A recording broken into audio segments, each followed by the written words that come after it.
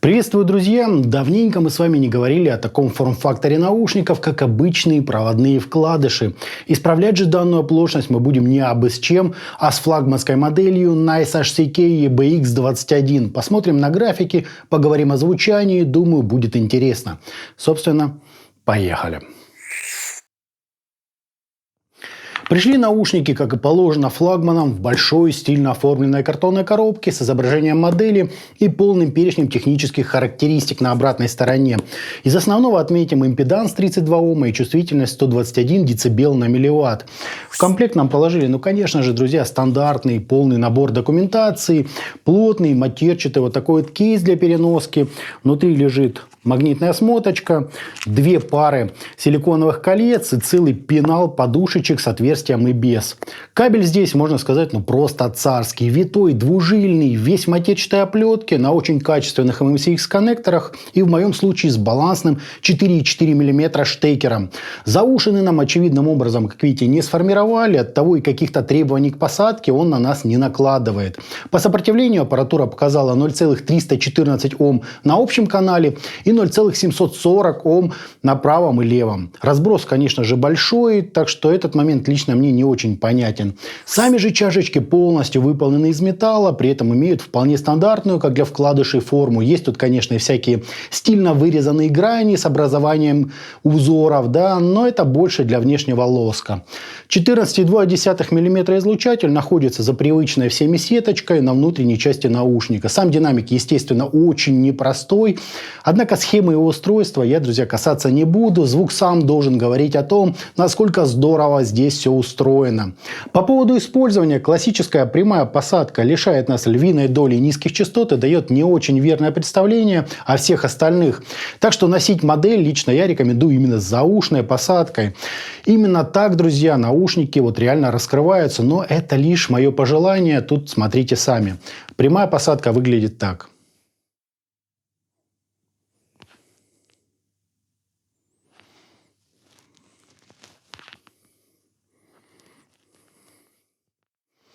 Заушная посадка выглядит так.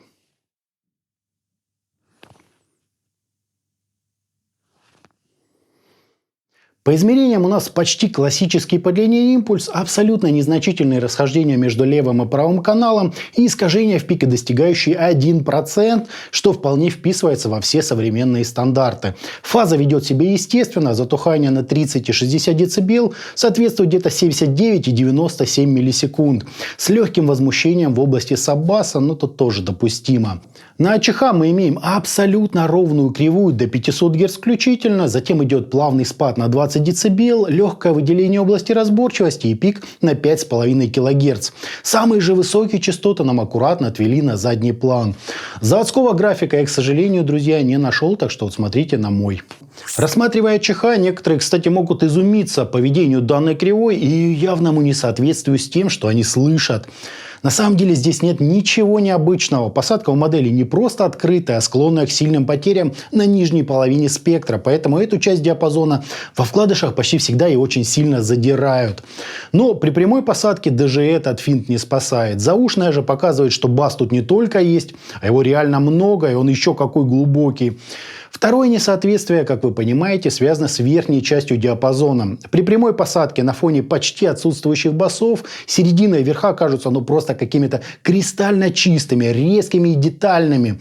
Однако закидываем наушники обратной посадкой, и вот у нас уже по всему диапазону имеется легкий аналоговый окрас и приятная мягкость. Все так же круто, но уже не столь резко и далеко не прозрачно. Верха же, ровно в соответствии с графиком, уводятся на задний план. При этом картина складывается немного более сбалансированная и очень комфортная. Я пытаюсь сказать, что в зависимости от того, как именно вы будете носить наушники, звучание может получиться абсолютно разным. Причем я привел лишь две крайних позиции, а могут быть еще разные варианты. В зависимости от того, насколько хорошо динамик прилегает к слуховому каналу и не прилегает ли вообще. Так что, когда мне нужна максимальная детализация, техничность и не очень важен бас, то я использую Nice HCK EBX21 с прямой посадкой. Реально просто кристальная чистота, нейтральность и чуть ли не бритвенная резкость. Если же хочу в бас и более естественный естественное сбалансированное звучание, то закидываю за уши и получаю тотальную музыкальность, легкое смягчение и просто отличную выразительность. По деталям, конечно, уже все не так здорово, и высокие уходят, но зато прямо вот хочется танцевать. Я, конечно, далеко не любитель данного форм-фактора, у меня от вкладышей потом банально болят уши, но уровень модели ощущается и практически неоспорим. Хорошая прорисовка текстуры, правильная балансировка в соответствии с классом. В тяжелой музыке можно, например, наблюдать отличное разделение, динамику и драйв.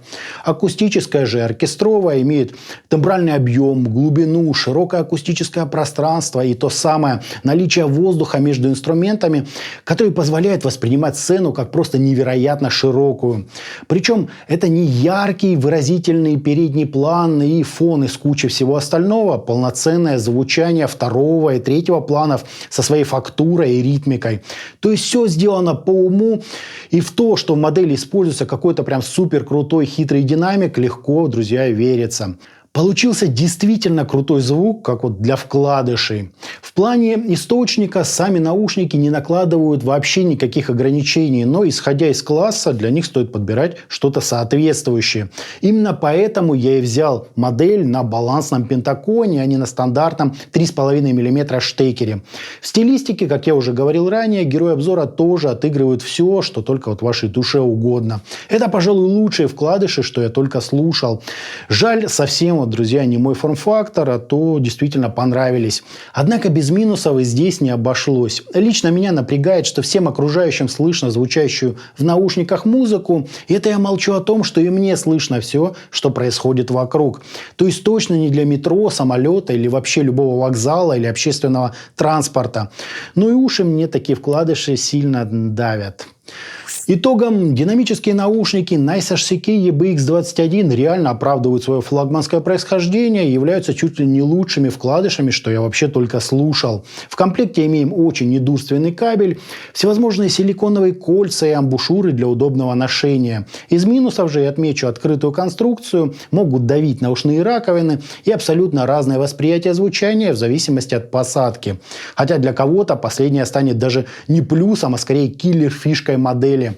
Нужно чистое, четкое, резкое, детальное звучание. Вот вам прямая посадка. А если душа просит музыки, то с заушной имеем отличную мелодичность, достойный бас и чуть прибранные верха. При этом в любом случае разделение у наушников отличное, динамика тоже на высоте, как и проработка сцены в глубину, объем и выразительность. Очень интересные вкладыши, реально соответствующие своему прайсу. Всем заинтересованным рекомендую обязательно присмотреться.